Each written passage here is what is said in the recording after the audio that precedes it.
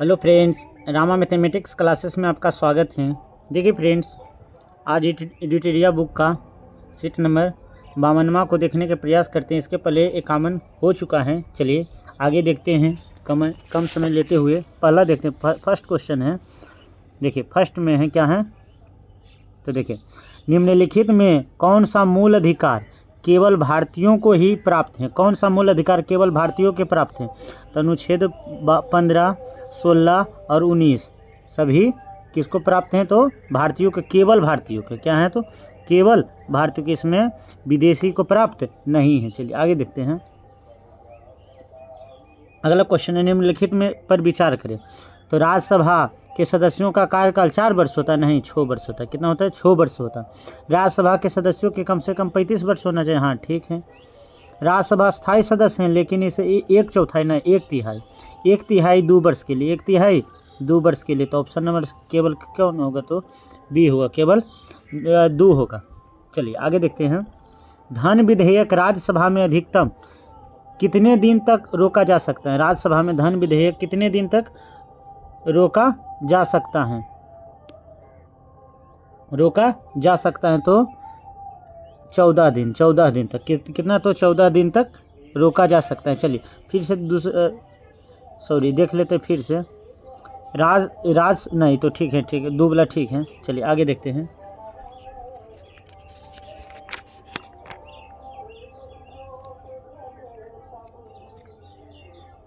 आगे question number 4। तो कौन व्यक्ति उच्च न्यायालय का न्यायाधीश नियुक्त होने का प्राप्त होगा? कब नियुक्त होगा? कहते उच्च न्यायालय का सदस्य कौन नियुक्त होगा? तो बोलेंगे भारत राज्य में कम से कम 10 वर्ष तक न्यायिक पद धारण किया हो या लगातार 10 वर्ष तक उच्चतम न्यायालय या उच्च न्यायालय का अधिवक्ता हो। हाँ, ऑप्शन नंबर ए होगा। इसकी आयु अधिकतम ही नहीं, इस आयु फिक्स नहीं किया गया है, लेकिन ऑप्शन नंबर ए कह तो किया गया है। चलिए आगे देखते हैं। वित्तीय आपात घोषणा का अनुमोदन करने का संकल्प दोनों सदनों में कितने माह तक होता है? तो कितने माह तक होता है? तो 2 माह तक होता है। कितना होता है? तो 2 माह तक होता है। लेकिन राष्ट्रीय बोलेगा तो राष्ट्रीय तो 1 माह, लेकिन वित्तीय और राष्ट्रपति शासन तो 2 माह। राष्ट्रपति शासन कितना? तो 2 माह। चलिए आगे देखते हैं। भारत में पहली बार केंद्र सरकार के विरुद्ध लोकसभा में अविश्वास प्रस्ताव कब आया गया था? केंद्र सरकार में सर्वप्रथम कब आया गया था अविश्वास प्रस्ताव? तो 1963 में। 1963 में आया था। 1963 में आया था। राज्य के नीति निर्देशक तत्व को प्रदर्शित राज्य के नीति निर्देशक तत्व के परिवर्तन के लिए किस अनुच्छेद का उपबंध किया गया? तो तत्व के परिवर्तन के लिए किस अनुच्छेद का उपयोग किया गया था? अनुच्छेद 37। अनुच्छेद 37 को किया गया है। चलिए आगे देखते हैं। चलैया समिति का गठन किस वर्ष किया गया था? चलैया समिति का गठन किस? तो 1991 जब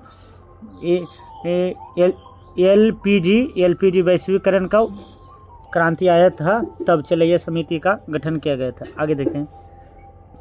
इनमें से किस क्रांति का संबंध कॉफ़ी उत्पादन या चमड़ा उत्पादन से? कॉफ़ी उत्पादन या चमड़ा उत्पादन से हैं? तो भूरी क्रांति। कौन है? तो भूरी क्रांति किस हैं? तो कॉफ़ी या चमड़ा उत्पादन से।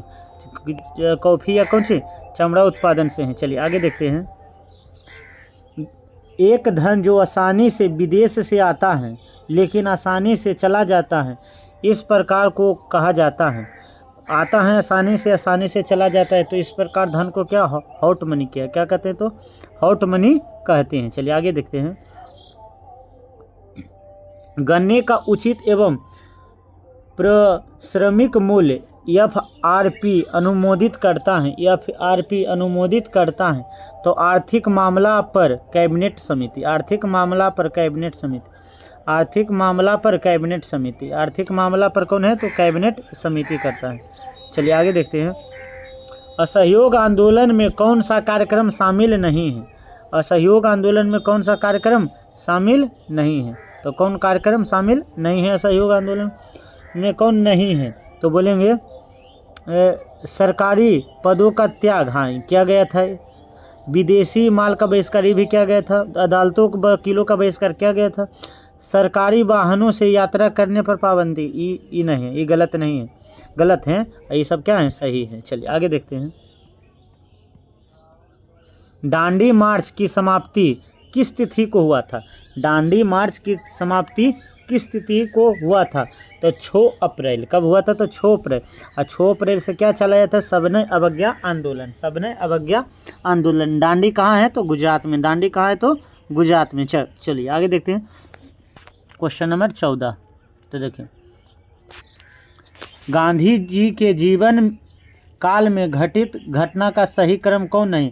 चौरी चौरी घटना। चौरी चौरी घटना 5 फरवरी 1922 के हुआ था, तो 1922 को हुआ था, ठीक ही सही है। द्वितीय गोलमेज सम्मेलन 7 सितंबर 1931 की भी सही है। पूना समझौता 24 सितंबर 1932 को सही। भारत छोड़ो आंदोलन 1942 को हुआ, लेकिन 8 मार्च। कब हुआ? तो 8 मार्च 1942। ऑप्शन नंबर डी गलत है। आज़ाद हिंद फौज के साथ सुभाष चंद्र बोस ने सिंगापुर में स्वतंत्र भारत की अस्थायी सरकार का गठन कब किया गया था? आज़ाद हिंद फौज के साथ सुभाष चंद्र बोस ने सिंगापुर में स्वतंत्र भारत की अस्थायी सरकार का गठन किया गया था। तो 15 के किया गया था, तो कौन? तो 21 अक्टूबर 1943। 21 अक्टूबर 1943 को किया गया था। 21 अक्टूबर 1943 को सिंगापुर में किया गया। सती प्रथा का उन्मूलन किया गया था। सती प्रथा का उन्मूलन कब किया गया था? तो 1929 नियम 17। 1929 नियम 17 के थ्रू लॉर्ड विलियम बेंटिक के द्वारा। बहावी आंदोलन को कुचलने का श्रेय किस गवर्नर जनरल को जाता? बहावी आंदोलन का प्रमुख केंद्र कहाँ था? तो पटना था। कहाँ था? तो पटना था। तो इसे कुचलने का श्रेय किसको? तो एल्गिन प्रथम को, लॉर्ड एल्गिन प्रथम को। किसको? तो लॉर्ड एल्गिन प्रथम को जाता है। किसको? तो लॉर्ड एल्गिन प्रथम को जाता है। चलिए आगे देखते हैं। त्रिपक्षीय संघर्ष में कौन राजवंश शामिल नहीं था? तो पाल, राष्ट्रकूट, प्रतिहार, लेकिन पल्लव शामिल नहीं था। Option number C. तो पल्लव शामिल नहीं था। आगे, सिंधु सभ्यता के अंतर्गत शवों को दफनाने के अवशेष मिले हैं। शवों को सिर किस मुख में रखा जाता था? तो सिर उत्तर के दिशा में रखा जाता। किसको? तो सिर उत्तर के दिशा में रखा जाता था। आगे देखते हैं। किस बौद्ध संगीति में बौद्ध धर्म 2 भागों में बट गया था? तो कौन बौद्ध संगीति में 2? तो चौथा। कौन सा? तो चौथा किसका? कौन क्या था? तो इसका एगो ट्रिक है, कहाँ होता? देखिए, रबा पका। तो रबा तो पहला कहाँ हुआ था? तो राजगीर में। दूसरा कहाँ हुआ? तो वैशाली में। तीसरा कहाँ? तो पाटलिपुत्र में। चौथा कहाँ हुआ? तो वैशाली में। इसका राज अकाक। तो इसका अति ट्रिक भी है, अकाअक। तो अजातशत्रु, कालाशोक, अशोक और कनिष्क। चौथा हुआ था तो कनिष्क। तो किसके काल में हुआ था विभाजन? तो कनिष्क के काल में हुआ था। चलिए आगे देखते हैं। महावीर स्वामी ने किस नदी के तट पर कैवल्य की प्राप्ति की थी? तो ऋजुपालिका नदी। किस पर? तो ऋजुपालिका नदी पर की थी। लेकिन गौतम बुद्ध ने निरंजना। आजीवक संप्रदाय के संस्थापक कौन है? तो मखली गोसाले। कौन है? तो मखली गोसाले। आगे देखते हैं। किस मुगल शासक के शासनकाल में स्थापत्य कला का स्वर्ण युग कहा जाता है? तो किसको कहा जाता है? स्वर्ण युग कहा जाता है स्थापत्य कला का स्वर्ण युग। तो शाहजहाँ। स्थापत्य कला का स्वर्ण युग किसे कहा जाता है? तो शाहजहाँ को। लेकिन चित्रकला का स्वर्ण युग तो जहांगीर। और हिंदी का तो अकबर। तेलुगु का तो कृष्णदेव राय। लेकिन कन्नड़ तो राष्ट्रकूट, संस्कृत तो गुप्त। कन्नड़ तो राष्ट्रकूट और संस्कृत तो गुप्त के काल में कहा जाता है। चलिए आगे देखते हैं। मुगल काल में मुहत्सिब कौन था? मुगल काल में मुहत्सिब कौन था? आचरण अधिकारी था। मुहत्सिब कौन था? तो आचरण अधिकारी था। कौन था? आचरण अधिकारी था। मुहत्सिब कौन था? तो आचरण अधिकारी था। देखिए, दीवान ए अर्ज कौन विभाग था? तो सैन्य विभाग था। कौन था? तो सैन्य विभाग था। आगे देखते हैं। बसावन एवं दसवन किस शासन के दरबार में थे? बसावत एवं दसवन किस दरबारी के कवि में थे? तो अकबर। किस में? तो अकबर के काल में। तो देखिए यहाँ वर लगा है तो इसमें बसाबंद लगा और दसबंद लिखा। चलिए आगे देखते हैं। परमाणु भट्टी निम्नलिखित में कौन सुमेलित नहीं है? तो नरोरा उत्तर प्रदेश में, हाँ ये सही है। अथी ये तारापुर महाराष्ट्र में भी है। काकड़ापाड़ा गुजरात में है। काकड़ापाड़ा कहाँ है? गुजरात में। लेकिन कुंडलकुलम कर्नाटक में नहीं है। कर्नाटक में नहीं है तो ये कहाँ है? तो तमिलनाडु में। कहाँ है? तो TN में। कहाँ है? तो तमिलनाडु। कर्नाटक में कैगा है। कर्नाटक में क्या है? तो कैगा है। 38वीं समांतर रेखा। 38वीं समांतर रेखा किसको दो भागों विभाजित करती हैं? तो 28 के एक, उत्तरी कोरिया और दक्षिणी कोरिया। उत्तरी कोरिया और दक्षिणी कोरिया अथी कर। लेकिन मैनीहॉट जर्मनी और फ्रांस। मनीहॉट जर्मनी और कौन सी? फ्रांस। जर्मनी और कौन सी? फ्रांस को। इनमें से कौन सा एक अच्छे ईंधन का गुण नहीं है? अच्छे ईंधन का गुण नहीं है। इनमें से कौन अच्छे ईंधन का गुण नहीं है? तो बी ऑप्शन नंबर नहीं। ईंधन का ऊष्मीय मान उच्च होना चाहिए, ये ठीक है। आगे, जलने पर ज़्यादा से ज़्यादा अपशिष्ट एवं हानिकारक गैस उत्सर्जित करता है। नहीं, ये गलत है। ये तो अच्छा ईंधन का उदाहरण। ईंधन का प्रज्वलन ताप न तो कम और न तो ज़्यादा होना चाहिए, ये भी ठीक है। इनमें से सभी नहीं। तो इसमें कौन गलत है? तो ऑप्शन नंबर बी गलत है। कौन गलत है? तो बी गलत है। आगे देखते हैं। देखिए ऑप्शन 30 के देखते हैं। तो 30 वाला में क्या है?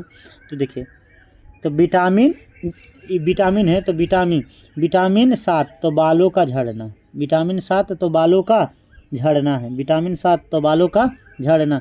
विटामिन 12 प्राणी अरक्ता होना। विटामिन ई बांझपन होना। और विटामिन के रक्त का थक्का जमने में। तो ऑप्शन नंबर 1 होगा। ऑप्शन नंबर 1 होगा। तारों के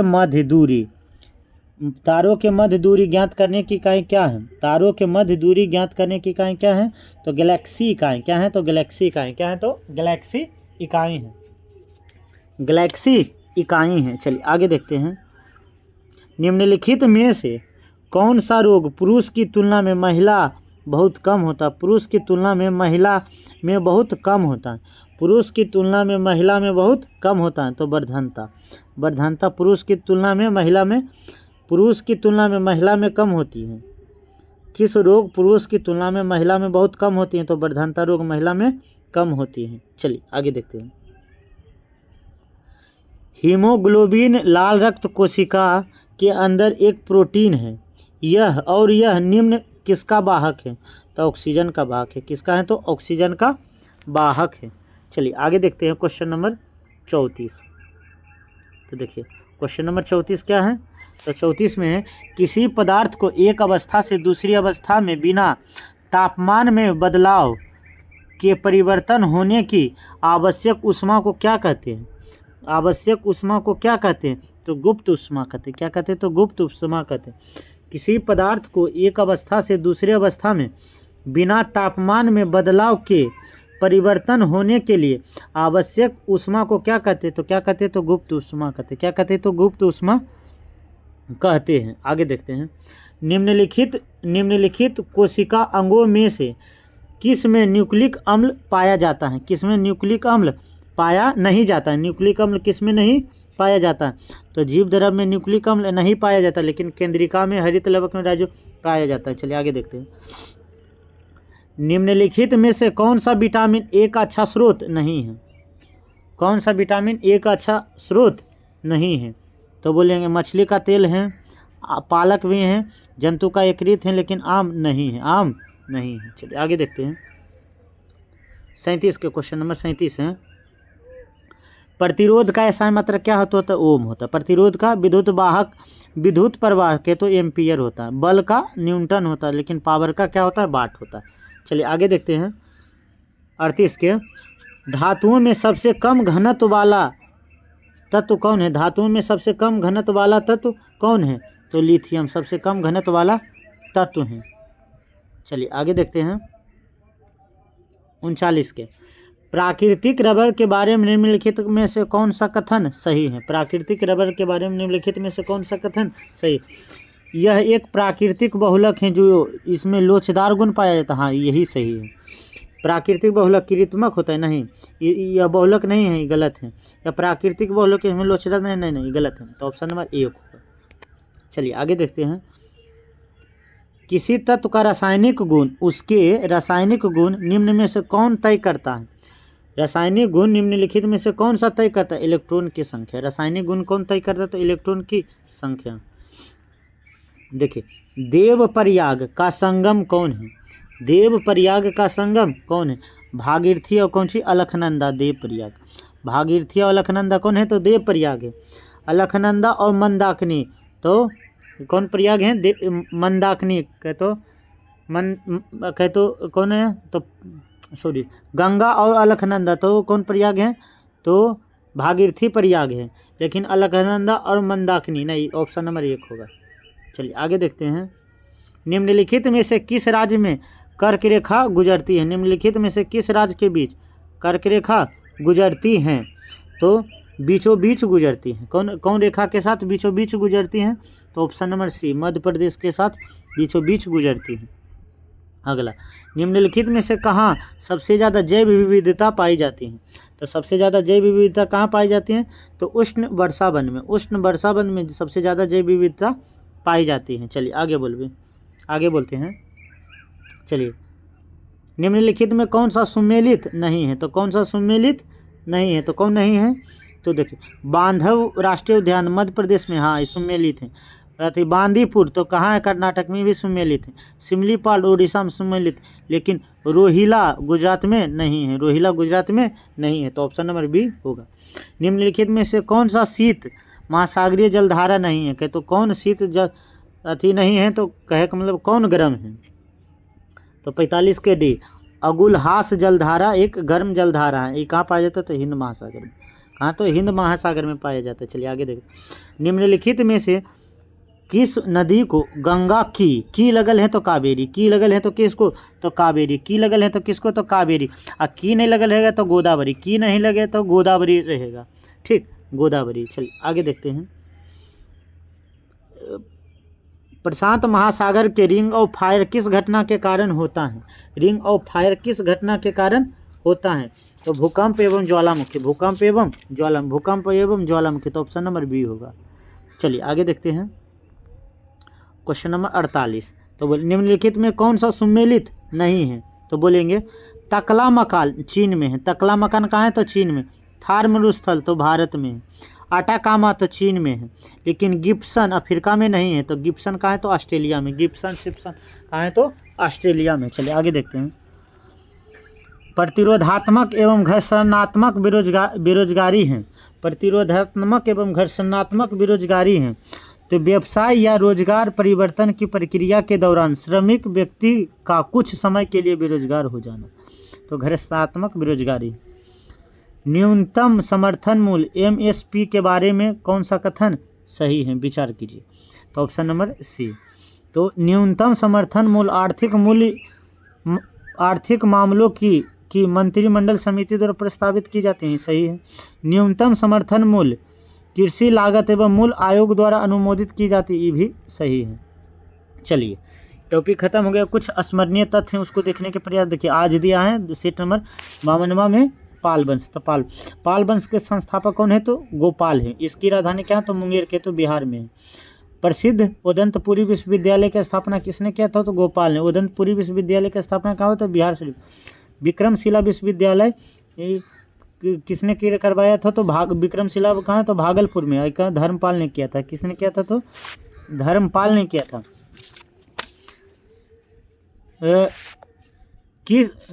तो इस वंश के शासनकाल में देवपाल ने उदंतपुरी में बौद्ध मठ का निर्माण किया था। देवपाल ने जावा के सोलंकीय शासक बालपुत्र देव के अनुरोध पर नालंदा में बौद्ध मठ का निर्माण हेतु 5 गांव को दान में दिए थे। इसको ये पूछा जाता है। तो देवपाल ने जावा के सोलंकीय शासक बालपुत्र देव के अनुरोध पर नालंदा में बौद्ध मठ के निर्माण के लिए 5 गांव में दान दिए थे। तो किसने दिए थे? देवपाल। किसके अनुरोध पर? सोलंकीय वंश बालपुत्र देव के अनुरोध। कहाँ दिए थे? तो नालंदा में दिए थे। आगे देखते हैं। पाल वंश किसके अनुयायी थे? तो बौद्ध धर्म के। किसके? तो बौद्ध धर्म। चलिए फ्रेंड्स, ये भी टॉपिक कंप्लीट हो गया। चलिए अगले वीडियो में अगला टॉपिक को देखने के प्रयास करते हैं। Thanks friend.